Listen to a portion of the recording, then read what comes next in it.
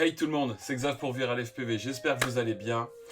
J'ai décidé d'arrêter le FPV, ou pas. J'ai une grosse merde pendant les vacances, il faut que je vous en parle. Il m'est arrivé ça.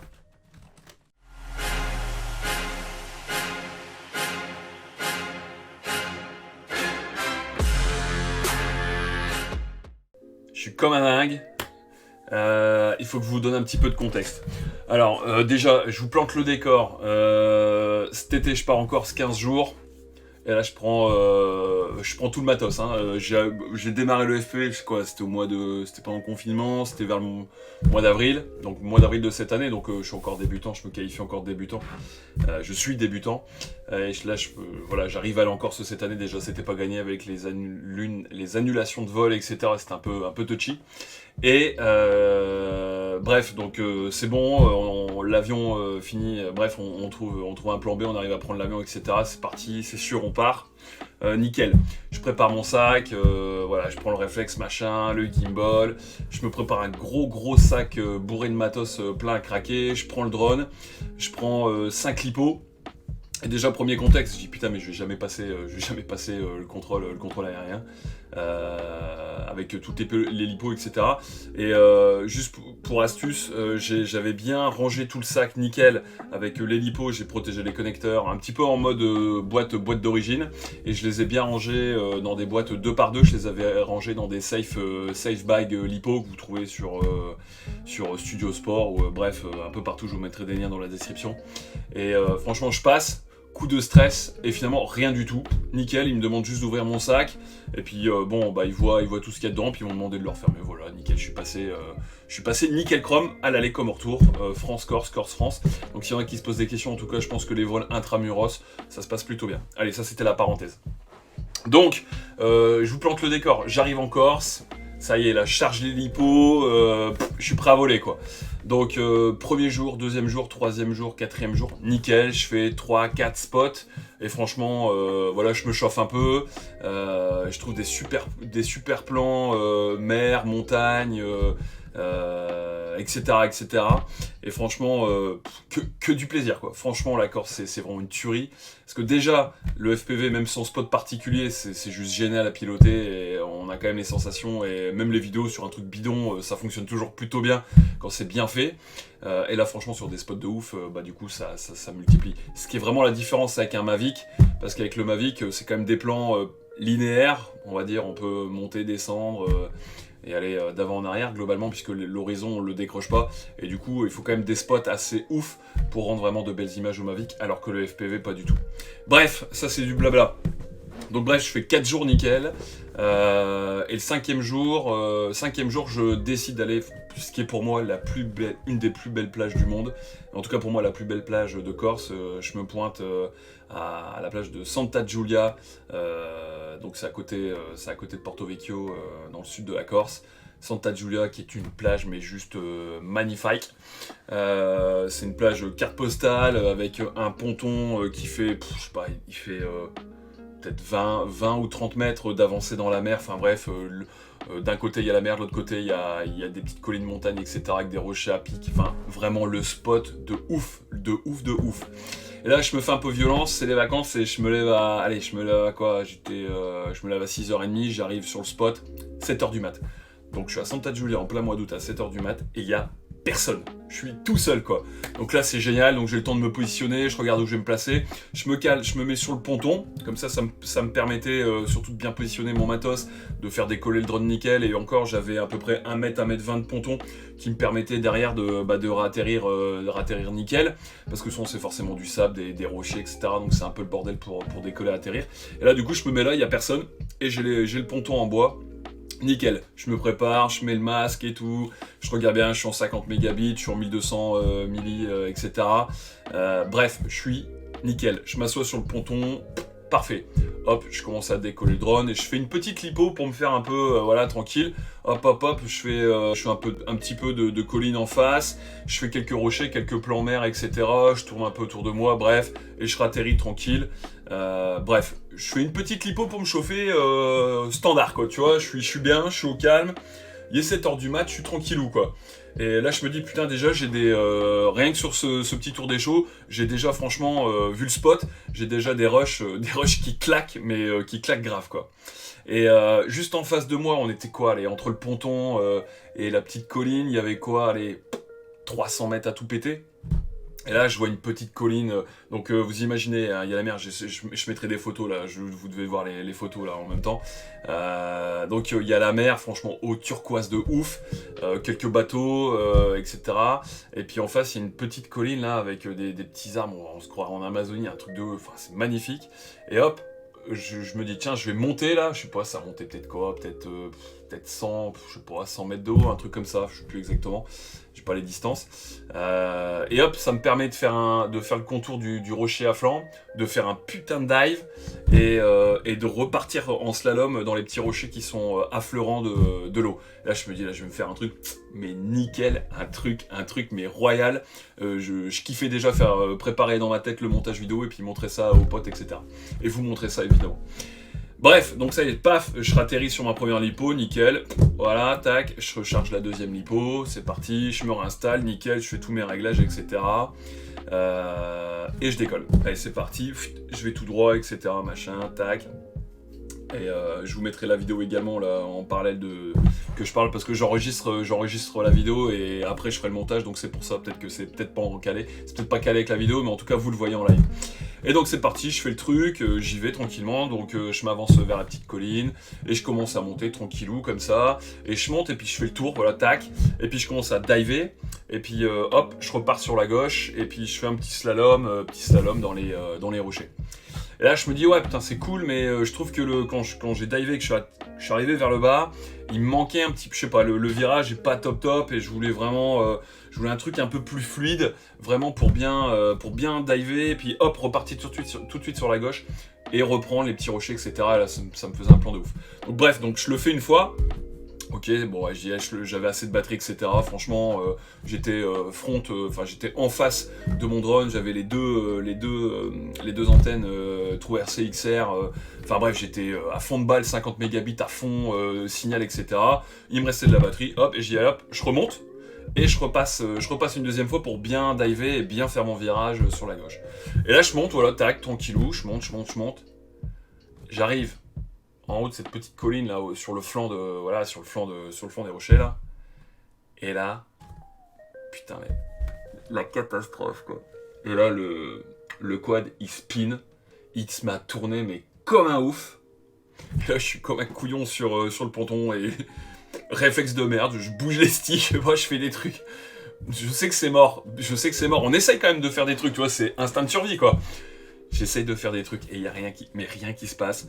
Et je vois là, putain, ça a duré, enfin je sais pas, ça a peut-être duré, on voit sur la vidéo là, ça a duré, le spin a duré peut-être 4 secondes. Pour moi j'ai eu l'impression que ça a duré 10 ans. Et là je sais quoi, putain, c'est mort. Je sais, c'est mort quoi. Le drone, il est out.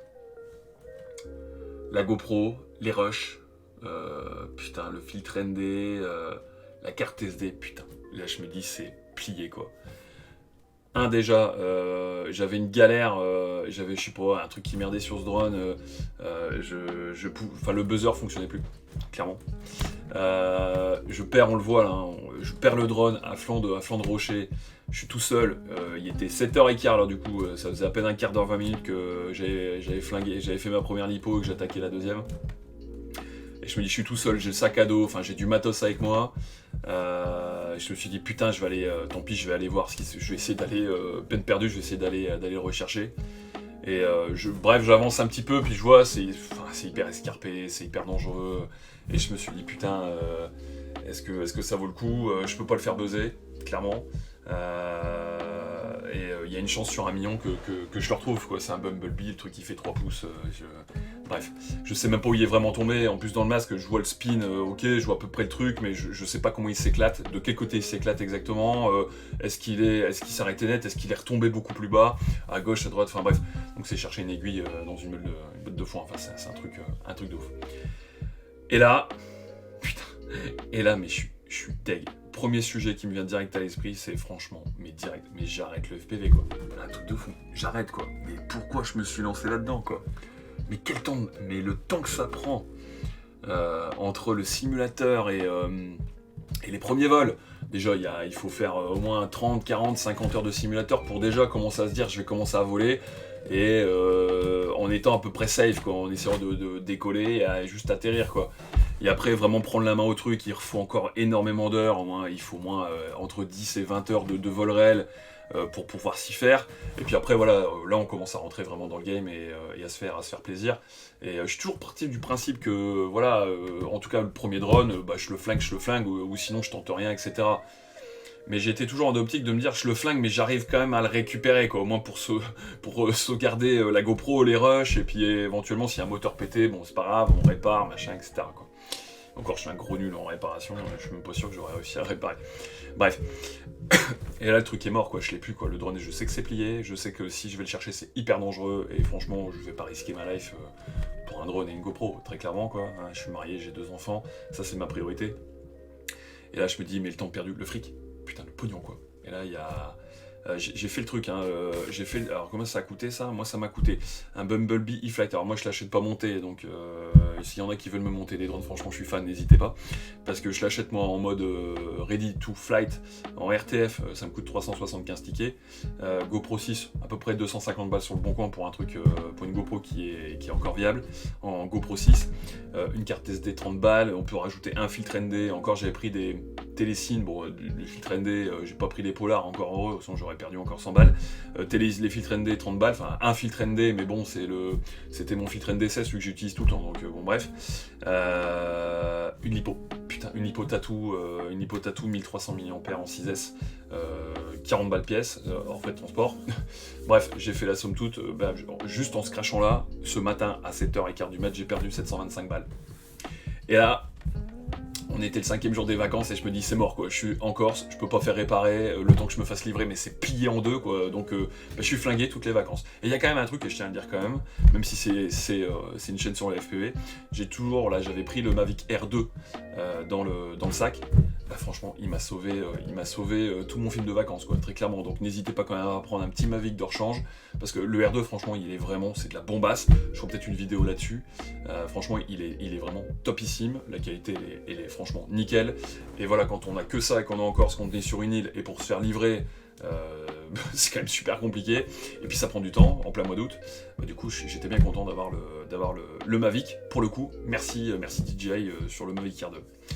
Et là, je me dis, putain, ok, le fric, soit, mais ça, c'est quelque chose qu'il faut prendre en considération, et prenez-le en considération quand vous faites du FPV ou vous lancez dedans. Voilà, il y a une somme à tout de suite à se dire, voilà, c'est une somme que je mets en place, j'achète, et puis potentiellement, je peux la perdre. C'est ma mise de départ. On essaie évidemment de ne pas la perdre tout de suite, mais c'est un risque, voilà, en tout cas, ça m'est arrivé. Je vous le souhaite pas, évidemment. Là, je me dis, putain, un autre truc, je dis tout de suite derrière, je suis putain, mes rushs. Et là, je me dis, putain, j'avais fait une belle ligne et tout avant, j'avais ma première lipo où j'étais arrivé à 7h, tac, j'avais fait un peu de trucs sympas, etc. Razmot sur la flotte et tout. Et là, je me dis, putain, au-delà de l'argent, je me dis, putain, j'ai plus mes rushs. Et là, je dis, putain, fais chier de merde, quoi. Putain, j'étais comme un fou, quoi. Et là, franchement, direct à l'esprit, on se dit, mais c'est bon, quoi, le FPV, on arrête, quoi. J'arrête le FPV, j'arrête direct, quoi. Fini, quoi. C'est de la merde, quoi. Putain, le temps, le truc, une erreur, c'est mort, quoi. Bref, et finalement, ça dure 2 jours, quoi. Et on se réveille le 3e jour, on se dit putain, non, on peut pas arrêter, et après c'est obsessionnel, quoi. Ok, allez, je reprends quoi, quel type de drone, qu'est-ce qui s'est passé, on analyse. Et j'ai eu la chance de joindre Fred Doche qui est un Français qui fabrique des drones FPV, notamment le fameux Vega FX HD. Et donc je l'ai eu au téléphone. Franchement, Fred, si tu regardes cette vidéo, un grand merci à toi parce que tes conseils m'ont vachement aidé. Et donc j'ai expliqué un peu le truc, on a pas mal discuté, on a pas mal échangé là-dessus, et globalement il m'a dit cherche pas, t'as pété, clairement ça crame un moteur, le truc a spiné, et puis voilà, t'as terminé, fin de l'histoire, quoi. Et donc je me demandais pourquoi, parce que moi je suis débutant, et je me dis j'achète un truc nickel chrome, et je me dis c'est tout, ça vole, quoi.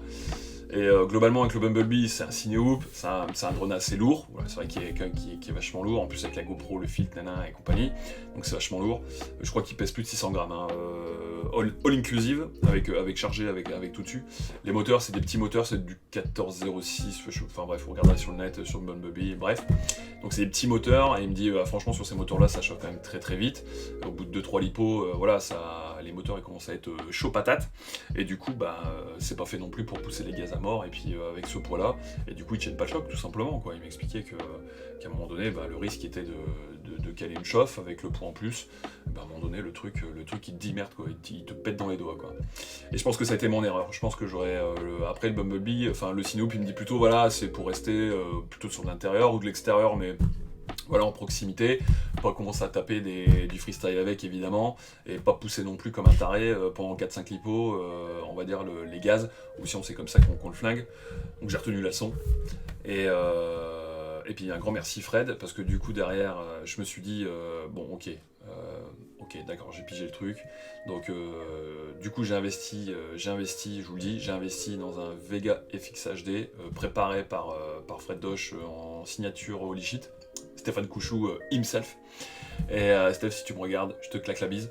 Voilà, j'ai hâte de le recevoir. Et évidemment, je le reçois, je le déballe pas, je vous même pas le carton, je vous ferai un unboxing, pour vous le montrer, parce que franchement, je suis comme un dingue. Et là, je me dis, quitte à investir dans un truc où je peux mettre un peu de patate, pour me retrouver, voilà, pour pas me retrouver dans la même situation. Donc et bon, Fred m'a complètement rassuré. Son paramétrage, les composants qu'il choisit, etc. C'est vraiment de la bombasse. Et franchement, voilà, on peut vraiment s'amuser et faire des grosses lignes, monter à 200, 300, 400 mètres, ou enfin aller chercher des flancs de montagne, etc. Et puis vraiment s'amuser en mode cinématique. Freestyle, c'est moi mon truc, mais faire du cinématique, c'est vraiment mon délire. Et puis cinématique dynamique, évidemment. Mais du coup, je vais essayer de me rassurer avec un matériel qui est digne de ce nom. Donc voilà, franchement, j'en ai eu gros sur la patate, parce qu'il y a un coup, une grosse déception évidemment, hein, ça fait bizarre quand on se retrouve comme un connard sur le ponton, et que ça spinne dans le masque, ça, putain, non, c'est mort. Mais franchement, la sensation, dites-moi dans les commentaires ceux qui ont vécu ça, mais franchement, un peu comme le film, hein. Seul au monde, là j'étais quasi sur une île déserte, j'étais seul au monde quoi, c'était un truc de fou quoi, sensation de malade quoi. Donc du coup évidemment j'arrête pas le FPV, évidemment, mais honnêtement je me suis vraiment posé la question, vraiment, mais bon voilà, la passion elle est trop forte pour l'instant, et je vous dis pas, peut-être que si je crache parce que là c'est un autre débat, hein, le coup que j'ai mis sur le Vega FX HD, là c'est un autre délire, et du coup là si je le pomme direct, franchement là je pense que ce sera peut-être ma dernière vidéo, très, très certainement. Et bref, j'attends aujourd'hui le Vega FX HD. Et dès que je le reçois, je vous fais le déballage complet. Et puis évidemment, juste derrière, les premiers tests vol.